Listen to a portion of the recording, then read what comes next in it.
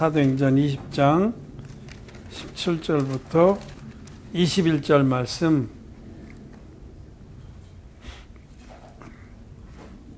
교독하겠습니다. 바울이 밀레도에서 사람을 에베소로 보내어 교회 장로들을 청하니 오매 저희를 나라되 아시아를 들어 천절부터 지금까지 내가 항상 너희 가운데서 어떻게 사업을 너희로 하는 바니 곧 모든 겸손과 눈물이며 유대인의 관계를 인하여 당한 시험을 참고 주를 섬긴 것과 유익한 것은 무엇이든지 공중 앞에서나 아버지께서나 꺼림없이 너희에게 전하여 가르치고 유대인과 헬라인들에게 하나님께 대한 회개와 우리 주 예수 그리스도께 대한 믿음을 증거한 것이라. 아멘. 네, 성도 여러분 안녕하십니까? 네. 오늘 우리는 사도행전에 있는 말씀, 사도 바울이 3차 선교행을 마치고 예루살렘으로 돌아가는 일에 있었던 한 사건을 읽었습니다. 사도 바울은 제3차 선교행 중에 에베소에 복음을 전했습니다. 고린도에 가서 오랫동안 사역한 다음에 아볼로에게 고린도를 맡기고 바울은 에베소로 건너갔어요. 그 에베소에 가서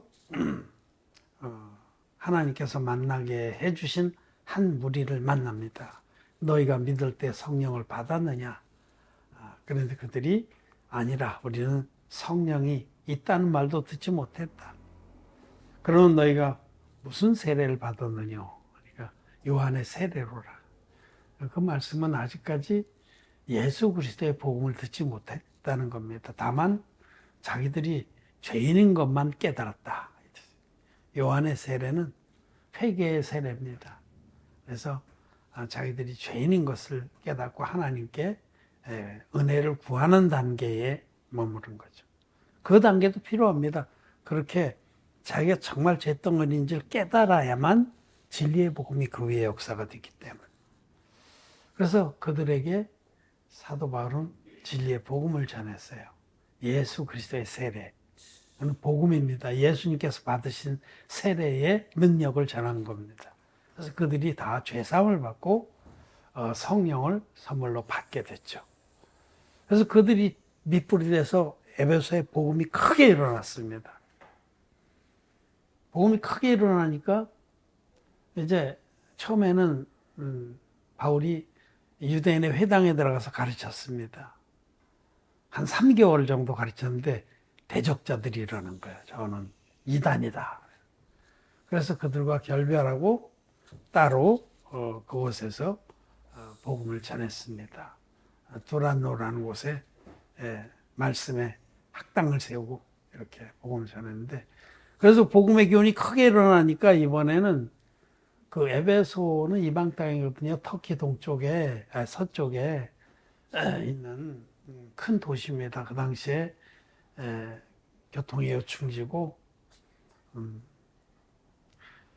그 도시는 그 아데미스 신전, 아데미스 여신, 아데미 여신, 네, 섬기는 그거를 섬기는 그 기운이 그 도시 전체를 덮었어요.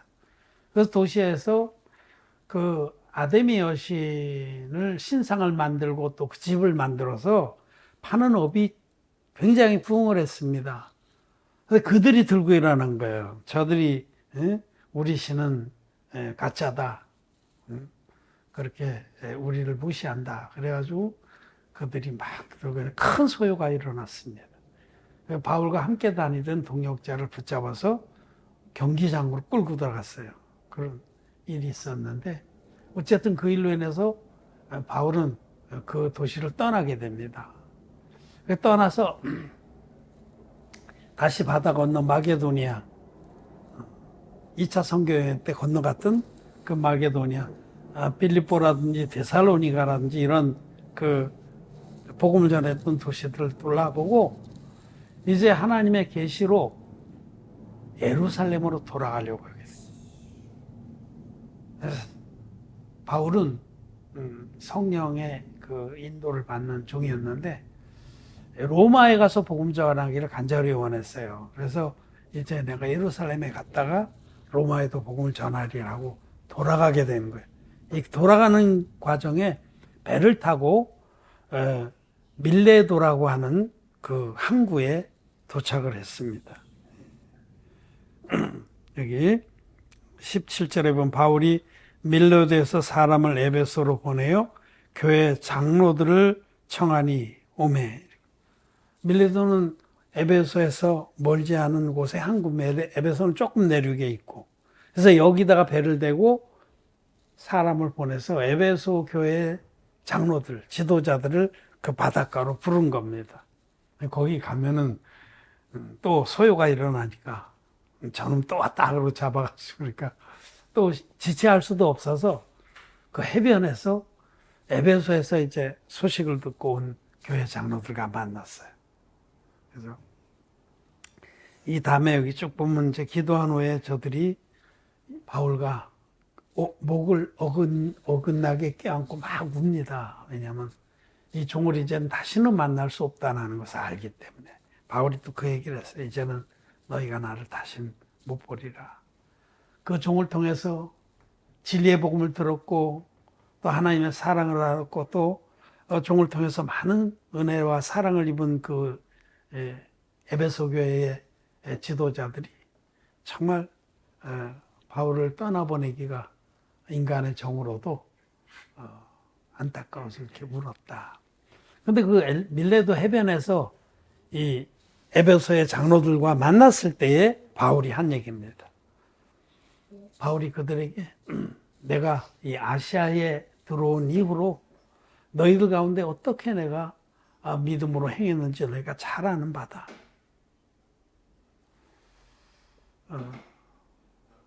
말이나 행실이나 정말 그들을 위해서 바울은 온갖 모든 것을 아끼지 않았습니다.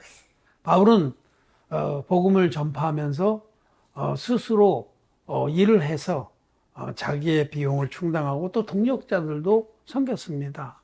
그래서 바울의 그 선교의 방식을 자비량 선교라고 그래요. 스스로 돈을 벌어서 양식을 댄 선교다. 자비량. 영어로는 텐트 메이킹 미션이라고 해요. 그 바울은 천막 짜는 기술자였거든요. 밤이면 천막을 짜서 그걸 내다 팔아서 그 돈으로 자기도 생활하고 또 동역자들을 일할 수 있도록 도왔습니다. 그걸 다 본 거예요. 에베소의 지도자들과 성도들은 어떤 마음으로 자기들을 섬겼는지를 잘 알기 때문에 이제 그렇게 내가 너희들 가운데서 어떻게 행했는지 너희가 잘 아는 바라 하면서 내가 유익한 것은 무엇이든지 공중 앞에서나 각 집에서나 꺼림이 없이 너희에게 전하여 가르치고 하나님의 말씀을 모든 유익한 것은 꺼림없이 너희들에게 전했다 하면서 21절에 유대인과 헬라인들에게 하나님께 대한 회개와 우리 주 예수 그리스도께 대한 믿음을 증거한 것이라. 바울이 전파했던 말씀의 핵심은 이겁니다. 사도행전 9장에 보면 바울이 어떻게 예수 그리스도를 만났는지 기록되어 있어요. 바울이 이 예수 그리스도와 그의 추종자들이 이단이라고 확신하고 대제사장에서 허가서를 받아가지고 그 예수님 믿는 그 무리들을 다 체포해서 끌고 예루살렘으로 가려고 다메섹은 그 이스라엘 땅 넘어 외국입니다.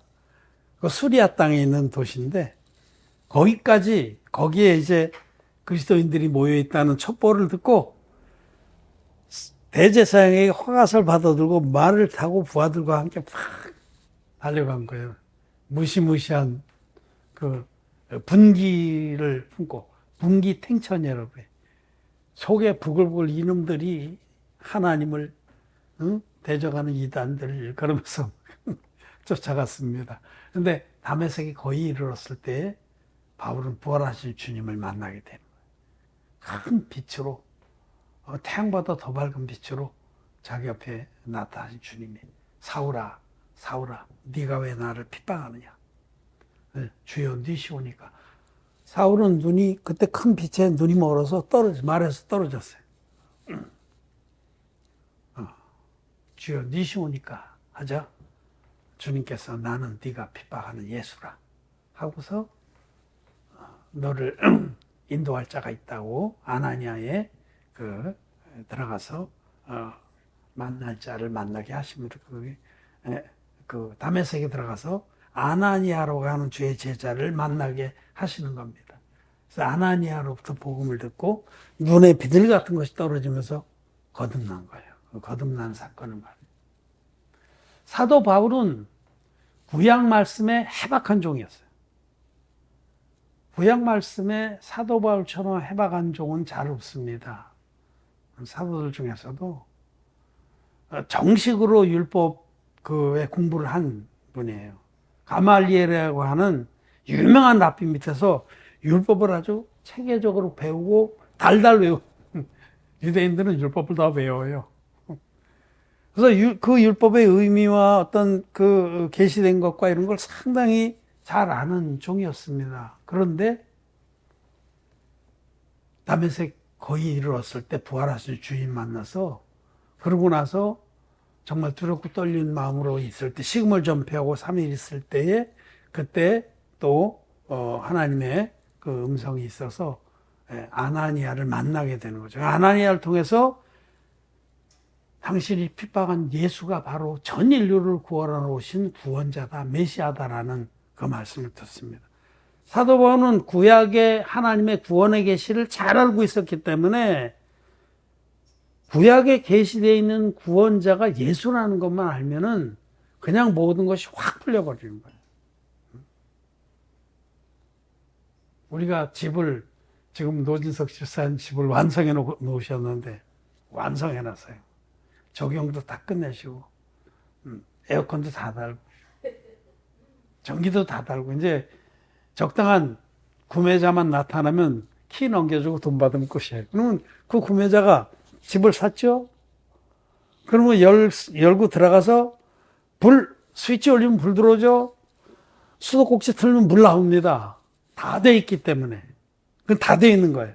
사도 바울의 그 지식 속에는 하나님이 인류를 어떻게 구원할지가 다 돼 있습니다. 다만 하나님이 보내실 구원자가 예수님이다라는 것만 딱 확정하면 끝나는 거예요. 사도 바울은 구약의 대속제일의 제사, 대표적으로 구약에 기록된 두루마리 책에 메시아이신 구원자를 기록해 놓은 그 모든 말씀을 잘 아는 분이에요. 히브리서 10장 7절에 하나님이여 보시옵소서 두루마리 책에 기록된 대로 하나님의 뜻을 행하러 왔나이다. 그 두루마리 책이 구약 성경이거든요. 구약 성경에 너희들의 인류를 내가 어떻게 구원하겠다 하나님이 자세히 기록해 놓으셨습니다. 기록한 대로 예수님께서 내가 아버지의 뜻을 행하러 왔나이다. 그러셨거든요. 그래서 그 내가 누구냐만 알면 사도 바울의 그 모든 그 안에 의문과 막혔던 것들은 어둠은 확 거쳐버리고 아하 이분이 바로 두루마리 책에 구원자로 기록해놓은 그분이구나. 그분이 하나님의 아들이구나. 우리의 모든 죄를 완벽하게 없애주신 구원자로구나 하고 눈이 확 열리고 눈에 비둘기 같은 것이 덮여 있다가 비늘이 확 떨어지면서 밝게 보게 된 겁니다. 영적으로 모든 영적인 세계를 보게 된 거예요. 사도 바울은 그렇게 거듭난 후에 바로 힘을 얻고 일어나서 복음을 전하기 시작했습니다. 다메섹에서도 전하고 나중에는 여러 가지 이제 문제가 있으니까 다소에 가서 이렇게 짚고 가고 있을 때 바나바가 바울을 권고해서 가서 함께 복음을 전하게 됩니다. 그래서 우리는 이 바울이 전했던 복음 말씀은 여기 기록한 대로 하나님께 대한 회개와 우리 주 예수 그리스도께 대한 믿음을 증거했다. 바울은 시종일관 예루살렘에서 시작해서 일루리곤까지, 또 나중에는 로마까지, 또 혹자는 로마에 있을 때에 기록은 안 돼 있지만은 그때 당시에 땅끝은 그 스페인입니다.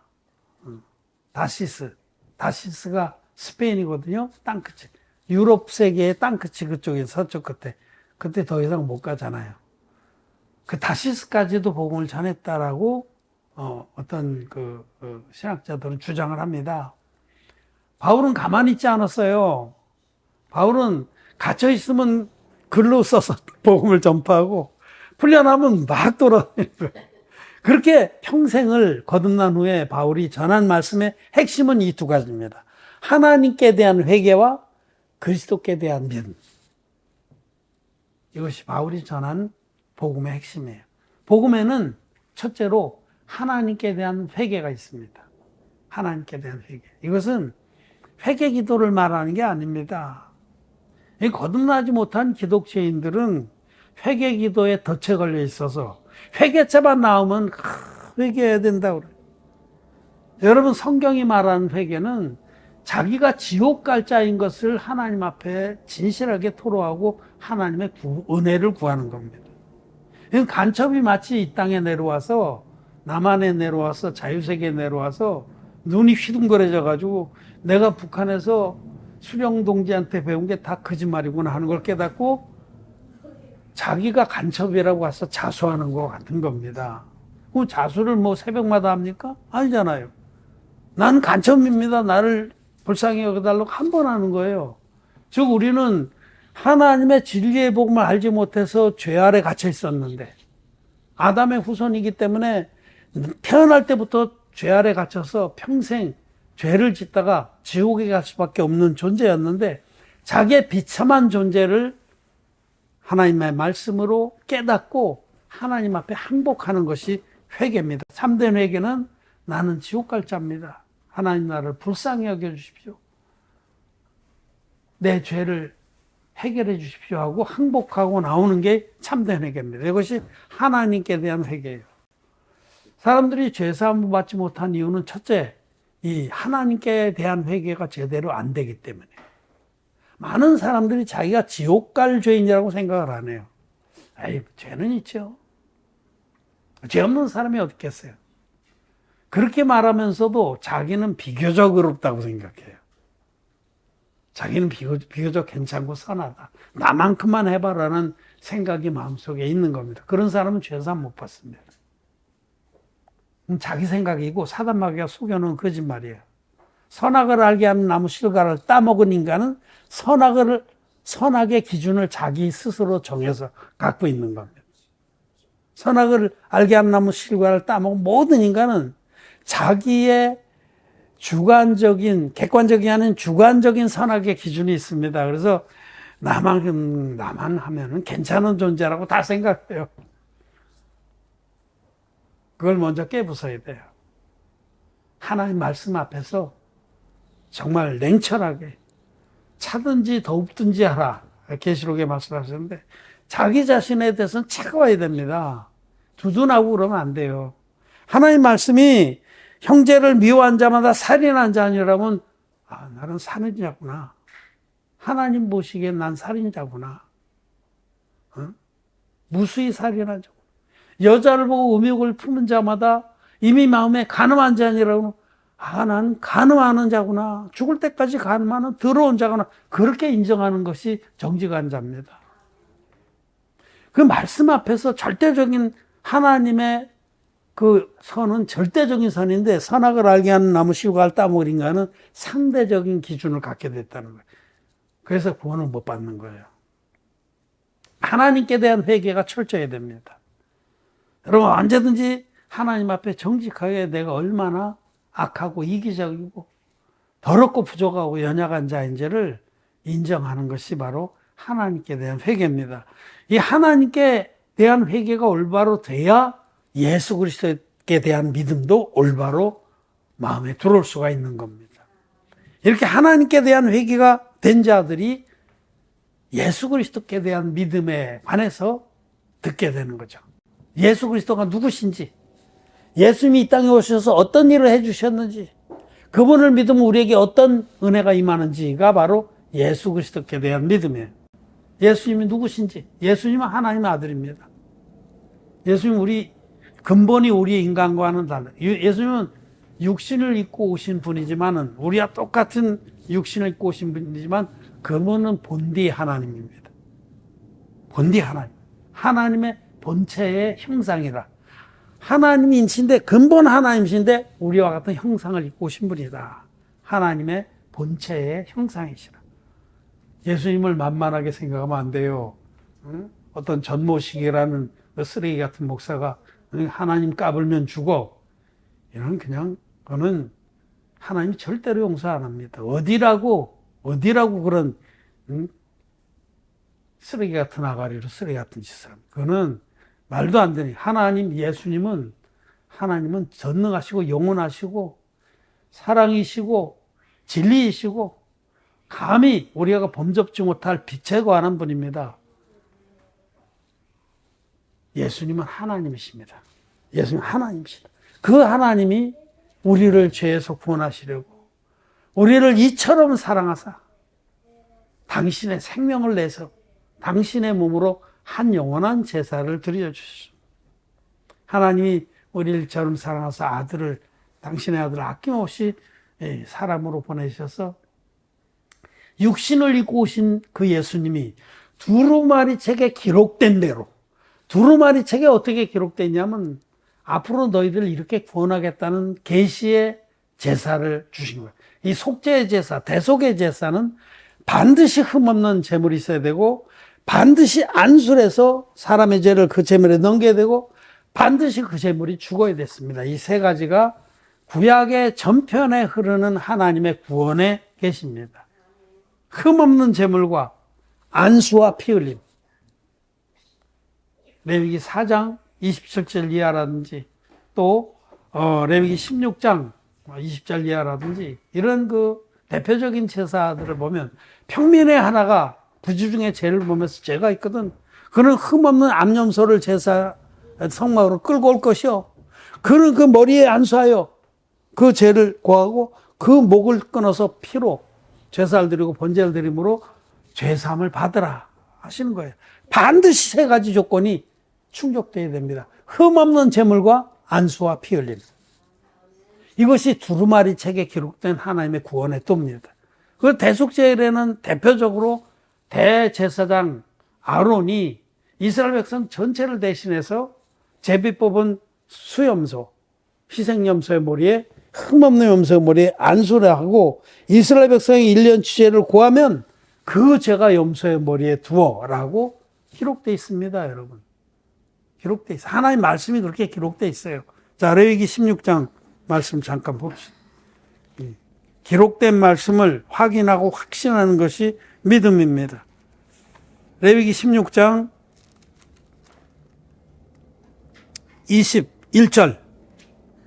20절부터 22절까지 읽읍시다. 우리 한 목소리로 세 절 읽겠습니다. 시작.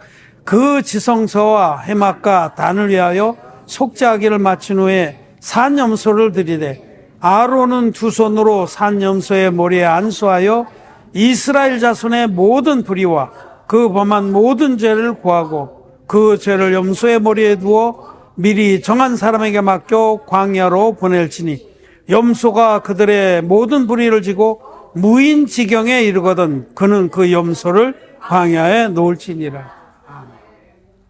이게 구약에 있는 장차 우리에게 임할 좋은 일의 그림자입니다. 히브리서 10장 1절에는 이 제사를 소개하면서 해마다 늘 드리는 바 같은 제사를 소개하면서 이 제사는 장차 오는 좋은 일의 그림자라. 장차 오는 좋은 일은 예수님께서 당신의 몸에 안수 형식으로 세례를 받으셔서 인류의 모든 죄를 단번에 다 담당하시고 십자가에 가셔서 다 이루었다 하시기까지 피 흘려서 우리 죄를 갚아주신 그 일입니다. 그게 장차 오는 좋은 일이에요. 그 장차오는 좋은 일의 그림자가 이 대속죄일에 있었어요. 대속죄일 날 아론이 대표자, 인류의 아론 이스라엘 백성의 대표자가 수염소 머리에 안수하고 그 백성의 죄를 구하면 그 죄를 염소의 머리에 두어. 이건 실제입니다. 상징이 아닙니다. 이렇게 안수하면 죄가 넘어가는 거예요. 하나님이 정하신 법입니다. 그래서 그 죄가 이스라엘 백성이 1년 죄를 짊어지고 광야에 버려져서 죽는 겁니다. 그렇게 함으로써 이스라엘 백성이 해년마다 매년마다 1년 죄를 사함받았는데 이것은 장차 오는 좋은 일의 그림자다. 사도 바울은 이 구약의 말씀을 해박하게 알고 있었어요. 그래서 고린도전서 15장 3절 4절에서는 그리스도께서 성경대로 우리 죄를 위해서 죽으시고 성경대로 다시 살아나셨다라고 선포합니다. 그때 성경이라는 건 바로 이 구약의 속죄 제사를 말씀하는 거예요. 예수 그리스도께서는 구약의 속죄 제사대로 우리 죄를 담당하셔서 죄로 인해서 대속의 죽음을 죽어주시고 성경대로 사흘 만에 살아나셨습니다. 사도 바울이 전한 복음은 바로 예수님이 하나님의 아들이신데 육신을 입고 오셔서 인류의 대표적인 세례원에게 안수의 형식으로 세례를 받아서 인류의 모든 죄를 짊어지시고 십자가에서 다 이뤘다 하시기까지 피 흘려 돌아가셨던 이 복음입니다. 이 복음은 바울뿐만 아니라 모든 사도들도 전했던 원형의 복음입니다. 바울만 아니라 다른 사도들도 그렇게 전했어요. 베드로도 베드로전서 3장 21절에 물은 예수 그리스도의 부활하심으로 말미암아 이제 너희를 구원하는 편이 곧 세례라. 그 세례가 예수님 세례입니다. 예수님 세례가 요단강 물에서 받으신 그 세례가 우리 구원의 표라고 사도 베드로는 말씀하는 거예요. 사도 바울은 말할 것도 없어요. 사도 바울은 세례를 얼마나 많이 얘기해요. 로마서 6장에서 누구든지 그리스도와 연합해서 세례를 받은 자는 그리스도와 함께 죽었고 또 갈라디아 3장에서는 그리스도로 옷 입었고 주도 하나요, 믿음도 하나요, 세례도 하나요. 사도 요한도 예수 그리스도는 물과 피로 임하신 자다. 그렇게 선포하지 않았습니까? 피로만 임하신 분이 아닙니다. 물과 피로 임하신 거예요. 그 물은 요단강물에서 받으신 예수님 세례입니다. 예수님은 물과 피로 우리를 구원하셨지 피만으로는 구원 안 하셨습니다. 못 하십니다. 여러분 그렇기 때문에 지금 거의 모든 기독교인들이 예수님 피만 믿는데 그 결과 그들은 기독죄인으로 남아있잖아요. 구원 못 받은 거예요. 마음에 죄가 있으면 구원 못 받은 거예요. 죄의 삭은 사망입니다. 마음에 죄가 있는 자는 지옥 갑니다. 아무리 예수님 오래 믿었어도 열사적으로 믿었어도 그거는 자기 착각입니다. 자기 체면입니다. 구원이라는 것은 죄의 사함으로 말미암는 구원이에요. 마음의 죄가 신눈같이 씻어진 것이 구원입니다. 근데 그 신눈같이 씻어지려면 자기가 지옥 갈 수밖에 없는 죄인인 것을 인정하고 하나님께 대한 회개, 예수 그리스도께 대한 변명, 예수님이 하나님의 아들이신데 세례와 십자가로 우리의 모든 죄를 깨끗이 없앴다는 이 바울이 전했던 복음을 믿어야만 하는 겁니다. 바울이 전했던 복음의 원형은 물과 피의 복음입니다. 모든 사도들도 이와 같이 믿었고 전했습니다. 사도 바울이 갈라디아서에서 초대교회에 그 할례 문제가 일어났을 때에 안디옥 교회에서 다른 종들과 함께 예루살렘 방문해요. 방문해서 사도 바울이 그 기둥같이 여기는 야고보와 게바와 모든 사도들 앞에 내가 전하는 복음을 제출했습니다. 나는 이렇게 복음 전하. 그 사도들이 다 맞다. 우리도 그렇게 전한다고 그 컨센트라고 해요. 컨센트. 영어에서는 합의를 했습니다. 동의했습니다. 사도들도 똑같이 그렇게 믿었다는 뜻입니다. 그게. 초대교회 사도들은 다 예수님 세례와 십자가의 복음, 온전한 복음을 믿고 전해서 그렇게 놀라운 복음의 역사들이 일어났던 겁니다. 그러나 오늘날 예수 믿는 자들은 이 진리의 복음에서 반쪽을 툭 찢어버리고 오직 십자가의 피만 믿습니다. 그럼 반쪽짜리 복음입니다. 앞바퀴 빼버린 자전거입니다. 가짜입니다. 아무 능력이 없습니다. 죄가 안 없어집니다. 끊임없이 회개 기도를 해야 됩니다. 맞습니까? 안 맞습니까? 맞습니다. 아무리 숫자가 적어도 진리는 진리이기 때문에 진리인 거예요. 그 사람들이 큰 덫에 걸린 건, 그러면 이 많은 사람들이 전 세계 15억 명의 기독교인들이 다 잘못 믿는 거란 말이냐? 잘못 믿는 겁니다. 아무리 숫자가 맞아줘요. 진리는 진리이기 때문에 진리지, 숫자가 많다고 진리가 되는 건 아닙니다. 응? 1400년대 코페르니쿠스나 갈릴레오는 지구가 둥글다고 주장하고, 태양이 고정되어 있는 거고 지구는 태양 주위를 돈다는 지동설을 주장했어요. 그때 당시엔 까불어 7만 원이에요. 그때 당시엔 다 해가 동에서 써서 서로 지고, 달도 동에서 써서 서로 지지. 지구는 고정되어 있고, 천동설을 주장할 때 하늘에 있는 천체들이 돈다, 별도 돌고, 지구가 딱 고정되어 있는 거다. 그렇게 주장했어요. 그렇게 주장할 만하죠. 우리 눈가는 그렇게 보이니까. 이거는 그렇게 보이잖아요. 근데 진리는 아니잖아요. 나중에 과학이 발달하고 우리 지구가 편편한 게 아니고 둥글다는 게 판명이 됐죠. 그때는 다 편편하다고 믿었어요. 그리고 태양이 지구 주위를 돈다고 믿었어요. 인구 전체가 그렇게 믿었습니다. 몇 사람 빼놓고. 근데 숫자가 많다고 진리입니까? 아니잖아요. 우리가 믿는 복음은 성경대로의 복음입니다. 성경대로 그리스도께서 우리 죄를 위해 죽으시고 성경대로 다시 살아나신 복음입니다. 바울이 전했던 원형의 복음은 물과 피의 복음이다. 예수님의 세례와 십자가로 이루어진 진리의 복음이다. 이 진리의 복음 믿는 자는 단번에 죄사함 받고 거룩하게 돼서 결코 정죄함이 없는 하나님 백성이 되는 겁니다. 바울이 전했던 복음의 원형을 우리가 만나고 계승해서 이 마지막 때에 이 복음을 전파하는 것을 감사하고 찬양합니다. 여러분 절대로 마음이 흔들지 마세요. 근데 그러면 다른 사람은 다 십자가의 피만 믿는데, 그렇게 많은 사람이 있는데 그걸 잘못됐다고 할 수가 있냐?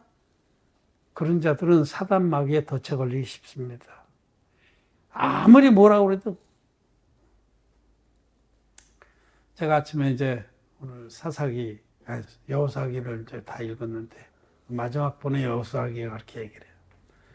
너희는 이방신을 섬기든지 맘대로 해라. 나와 내 집은 여호와를 섬기겠노라.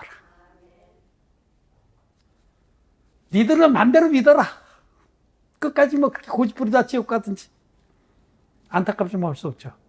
우리들은 물과 피의 복음을 믿고 섬기겠노라. 그것이 우리의 믿음입니다. 말씀을 마쳤습니다.